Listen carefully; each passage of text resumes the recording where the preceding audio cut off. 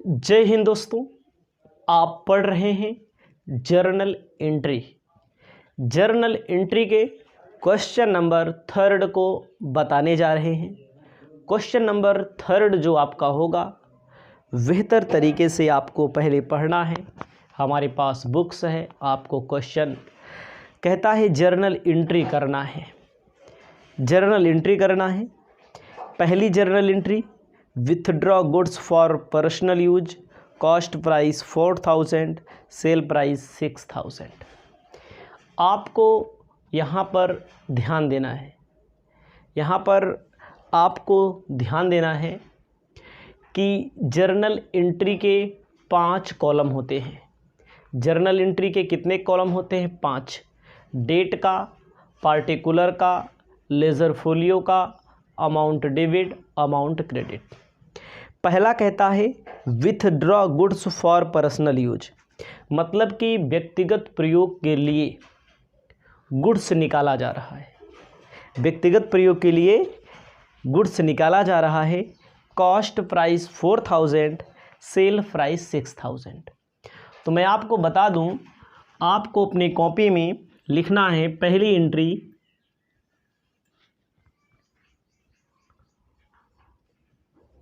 Drawing account debit, drawings account debit to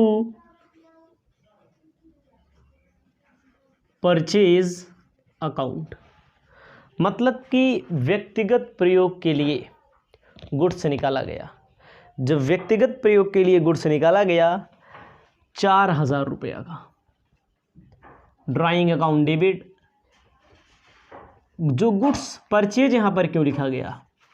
purchase इसलिए लिखा गया क्योंकि गुड्स को खरीद कर लाया जाता है। जैसे खरीदा जाता है तो परचेज करेंगे तो आएगा। इसी परचेज में पर्सनल यूज के लिए निकाल लिया गया। जैसे मान लीजिए कोई दुकान है आपके पास, मान लीजिए थोड़ी देर के लिए किराने की दुकान है। आपने खुद के प्रयोग के लिए क्या निकाल लिया? आपने खुद के प्रयोग के लिए चीनी निकाल ली, तो इसे बोला जाएगा विथड्रॉ, पर्सनल यूज। ड्राइंग्स बोला जाता है, आहरण बोला जाता है। Drawing account debit to purchase. अगर कैश निकाला गया होता, गुड्स निकाला जाएगा तो परचेज लिखा जाएगा, कैश निकाला जाएगा तो कैश लिखा जाएगा। इसको आप ध्यान देंगे। उसके बाद क्वेश्चन में दूसरा नंबर कहता है, दूसरी नंबर एंट्री, नरेशन करना चाहे तो नरेशन आप कर सकते हैं। Being goods withdraw from personal use, इसको भी आप कर सकते हैं। उसके बाद कहा है goods stolen, cost price 5000, sale price 6000। ध्यान दीजिएगा, गुड्स स्टोलन मतलब चोरी हो गया। Loss by theft account debit to purchase, मतलब जो गुड्स खरीद कर लाएंगे वहीं से तो चोरी करेंगे, चोरी होगी। कॉस्ट प्राइस लिखी जाती है, याद रखिएगा ऐसे मामलों में। जैसे पर्सनल यूज निकाला गया, यहाँ पे कॉस्ट प्राइस लिखा, सेल प्राइस नहीं लिखा जाएगा। ठीक है, चोर ने चोरी कर लिया है, किस प्राइस से लिखेंगे? Loss by theft account debit to आपका हो जाएगा कैश, टू आपका हो जाएगा परचेज। गुड्स अगर विथड्रॉ हो रहा है, गुड्स अगर चोरी हो रहा है, गुड्स अगर लॉस बाई फायर, आग से भी नष्ट होता है कोई, तब भी आपको क्या करना है? डेबिट, क्रेडिट में लिखना है। तीसरा नंबर आपको क्या ध्यान देना है? नरेशन अगर आप करना चाहें तो नरेशन कर सकते हैं। ठीक है, आपको ध्यान देना है। तीसरा number, goods destroyed by fire बोल रहा है। कॉस्ट प्राइस 8000, सेल प्राइस 10000, मतलब कि लॉस बाई फायर बोला जाएगा इसको। डिस्ट्रॉयड को loss by fire account debit to purchase account. ध्यान दीजिएगा, आग लग गई, आग लगने के कारण नुकसान हो गया है, डिस्ट्रॉयड बाई फायर हो गया है। कॉस्ट प्राइस 8000, डेबिट में 8000, क्रेडिट में। नरेशन लिखा जाएगा being goods loss by fire, being goods destroyed by fire, इसको आप लिख लेंगे। ठीक है। अगला कहता है paid income tax 10,000, sale tax 5,000। चौथी नंबर एंट्री होती है इनकम टैक्स पेड करेंगे, income tax debit, sales tax debit. खर्चा है कितना कितना, इनकम टैक्स 10,000, सेल टैक्स 5,000 और हमारे पास से कैश चला जाएगा, लिख दिया जाएगा 15,000 रुपया। इनकम टैक्स 10,000, सेल टैक्स 5,000 और कैश हमारे पास से कितना पेमेंट कर दिया जाएगा, 15,000 रुपया पेमेंट कर दिया जाएगा।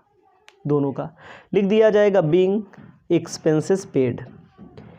पांचवी नंबर एंट्री है एन ओल्ड अमाउंट 2,000 बैड डेप्ट हो गया, मतलब कि किसी के यहाँ 2,000 रुपया बकाया था, बैड डेप्ट हो गया था, बाद में रिकवर हो गया राहुल से। मतलब मान लीजिए हमारे यहाँ राहुल से हमें 2,000 मिलना था और राहुल ने नहीं दिया, कुछ दिन तक, बाद में हम भूल गए या हमने कहा कि नहीं मिलेगा छोड़ दीजिए, बाद में मिल गया। पांचवी एंट्री होती है जब इन मिलेगा तो डूब गया था मिलेगा, cash account debit to bad debts account, कितना रुपया, 2,000 डेबिट में, 2,000 क्रेडिट में। तो एक बार फिर से हम आपको समझा देते हैं, ये थोड़ा टफ पड़ता है, बच्चों को लगता है, लेकिन बहुत इजी तरीके से हम आपको बताएंगे यहाँ पर। जैसे drawing account debit to purchase, तो एंट्री में बोला है withdraw goods from personal use, व्यक्तिगत प्रयोग के लिए माल निकाला गया है। जब व्यक्तिगत प्रयोग के लिए माल निकाला गया, जैसे कोई किराने की दुकान है हमारे पास मान लीजिए, तो उसी में से हम चीनी खुद की चाय बनाने के लिए निकाल लें, उसे बोला जाएगा ड्राइंग। सामान निकाल लें तो गुड्स बोला जाता है। अगर आपके पास कोई भी दुकान हो, आप अपने स्कूल की फ़ीस, कॉलेज की फ़ीस जमा करने के लिए कॉलेज से निकाल लेंगे, उसको बोला जाएगा ड्राइंग। अब आप समझिए, अगर आपके पास कोई फर्नीचर की दुकान है तो फर्नीचर आप बेचने के लिए रखे हैं, घर के यूज के लिए निकाल लेते हैं, तो उसे बोला जाएगा ड्राइंग। ठीक है। तो इसके लिए क्या किया गया, ड्राइंग का मतलब होता है आहरण, पर्सनल यूज के लिए, व्यक्तिगत प्रयोग के लिए जब बिजनेस से कुछ सामान निकाल लिया जाता है तो आहरण बोला जाता है। परचेज किसे बोला जाता है, मतलब कि सामान खरीद कर लाए थे तभी तो निकाला गया था, कैश निकाले होते तो कैश लिखा जाता। दूसरे में कहा है चोरी के कारण, स्टोलन, चोरी के कारण चोरी हो गई 5,000 रुपया, इसमें कॉस्ट प्राइस भी दिया है, सेल प्राइस, तो कॉस्ट प्राइस से लिखा जाता है। लॉस बाई थेफ्ट, चोर ने चोरी कर लिया, चोरी हो गई 5,000 रुपये की चोरी हो गई, माल चोरी हुआ है, लिखा जाएगा loss by theft account debit to purchase. तीसरा कहता है लॉस बाई फायर, आग लगने के कारण, डिस्ट्रॉयड बाई फायर, आग लगने के कारण कितना हुआ, loss by fire debit to purchase. सामान नुकसान हुआ है 8,000 रुपये का। ठीक है। उसके बाद सेल प्राइस नहीं लिखना है, इसको याद रखिएगा, केवल कॉस्ट प्राइस, कॉस्ट प्राइस यहाँ लिखा गया, कॉस्ट प्राइस यहाँ, कॉस्ट प्राइस यहाँ। इनकम टैक्स पेड किया है, सेल्स टैक्स पेड किया है, कैश चला गया 15,000 रुपये का। उसके बाद अगला है कैश रिकवर होगा, पहले डूब गया था, बाद में क्या होगा, ये रिकवर होगा। ठीक है, रिकवर होगा। बैड डेप्ट क्या होगा, बैड डेप्ट, बैड डेप्ट मतलब डूब गया था, रिकवर होगा। अगर डूबता है तो बैड डेप्ट अकाउंट डेबिट टू कैश होता है, और रिकवर होता है तो उसी का उल्टा कैश डेबिट, कैश आ जाएगा, बैड डेब्ट क्रेडिट हो जाएगा। तीसरा क्वेश्चन हो गया। अब हम आपको बताने जा रहे हैं क्वेश्चन नंबर 4। अच्छी तरीक़ा से आप समझिए, अच्छी तरीके से हम आपको समझा रहे हैं। आपको ध्यान देना है 4th नंबर क्वेश्चन क्या कहता है। 4th नंबर क्वेश्चन की अपनी खासियत है, कहता है पास जर्नल एंट्री, मतलब आपको जर्नल एंट्री पास करनी है। तो कह रहा है पहला, इन्होंने अखबार बेचा है, न्यूज़पेपर बेचा है, न्यू वाला, और पुराना वाला फर्नीचर, वो नहीं, पुराना वाला न्यूज़पेपर बेच दिया है और पुराना वाला फर्नीचर बेच दिया है। तो आपको मैं बताना चाहता हूँ, जर्नल एंट्री करना हो तो जर्नल एंट्री के 5 कॉलम, पहला डेट का, दूसरा पार्टिकुलर का, लेज़र फोलियो का, अमाउंट डेबिट का, अमाउंट क्रेडिट का। तो मैं आपको बताना चाहता हूँ, सबसे पहली एंट्री आप क्या करेंगे। सबसे पहले एंट्री आप करेंगे कैश अकाउंट डेबिट, लिखा जाएगा to old newspaper. Old newspaper account मतलब कि पुराना न्यूज़पेपर जब बेचेंगे तो कैश हमारे पास आएगा। रियल अकाउंट का नियम कहता है आने वाले कैश डेबिट। न्यूज़पेपर 125 रुपये का बेचा जाएगा टू ओल्ड फर्नीचर। पुराना फर्नीचर कितने रुपए का बेचा जाएगा, 1000 रुपये का पुराना। भाई फर्नीचर बेचा गया ओल्ड वाला, न्यूज़पेपर बेचा गया ओल्ड वाला, यानी कि 1125 रुपया आएगा। जो आएगा वो डेबिट, जो जाएगा वो क्रेडिट। साफ साफ बात है। तो नरेशन कर सकते हैं, being sales of old furniture and newspaper. Being sales of old furniture and newspaper, पहली एंट्री हो गई। 5 कॉलम आप बना लीजिए। उसके बाद paid for life insurance premium. Self, देखो जैसे हम अपना बीमा पेमेंट करते हैं, व्यक्ति का जब बीमा पेमेंट किया जाता है तो सेल्फ होता है, व्यक्तिगत होता है, बिजनेस का नहीं होता है। बिजनेस का होता है इंश्योरेंस अलग, लॉस बाई फायर इंश्योरेंस होता है। फायर इंश्योरेंस कराया गया तो बिजनेस का होता है, जनरल इंश्योरेंस जिसको बोलते हैं। अगर हमने अपने नाम से बीमा कराया है, अपने बिजनेस से पैसा निकालते हैं, तो उसे व्यक्तिगत बोला जाता है। जहाँ व्यक्तिगत की बात आएगी, पर्सनल की बात आएगी, drawing account debit. Drawing account debit, ठीक है, ड्राइंग अकाउंट डेबिट। उसके बाद हमारे पास से क्या चला जाएगा, कैश चला जाएगा। कितने रुपए का, 1500 रुपये का बीमा कराया इन्होंने किया है, 1500 रुपया इनका चला जाएगा। 1500 रुपया डेबिट में, 1500 क्रेडिट में। तीसरा नंबर आपको ध्यान देना है, टेबल फैन इन्होंने ख़रीदा है, बिजनेस से पैसा निकाल के अपने घर के यूज के लिए टेबल फैन खरीद लिए।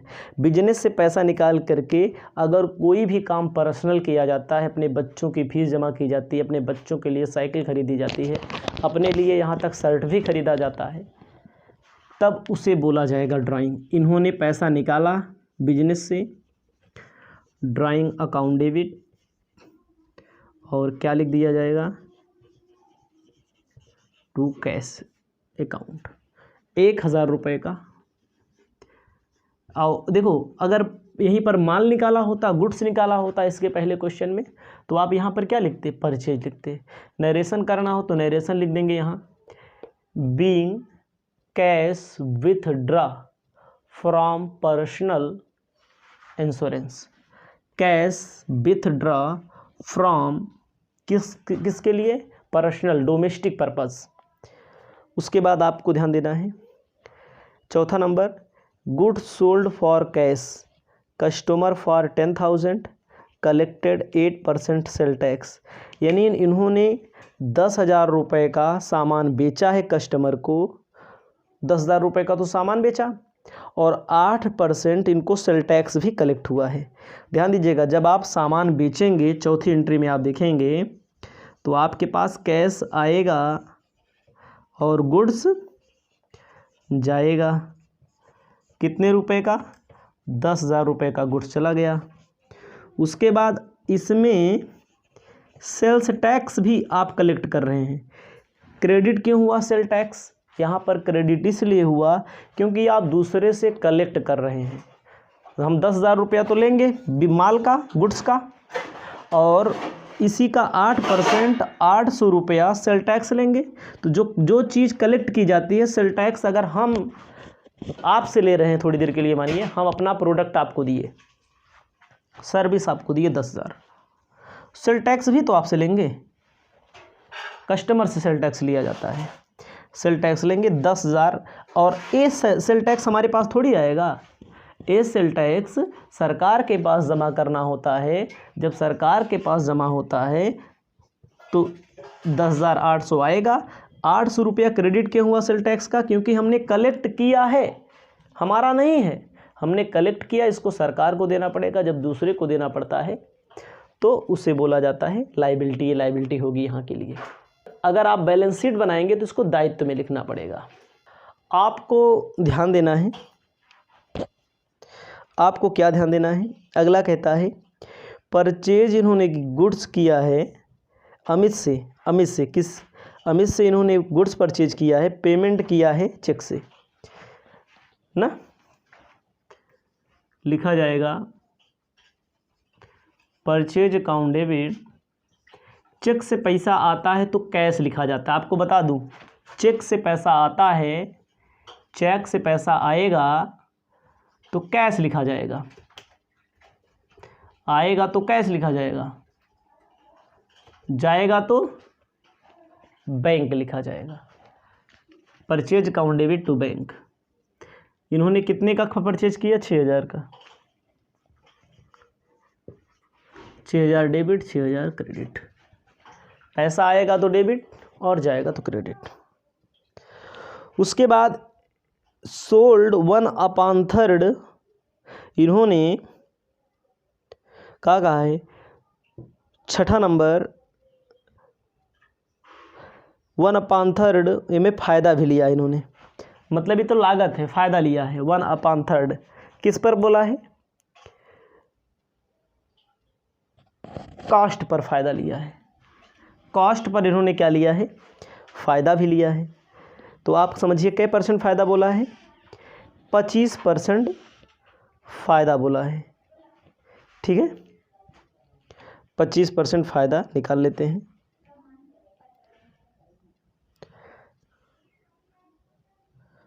$6,000 गुणे 25/100।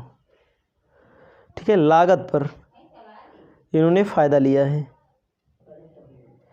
ठीक है, तो फ़ायदा लेंगे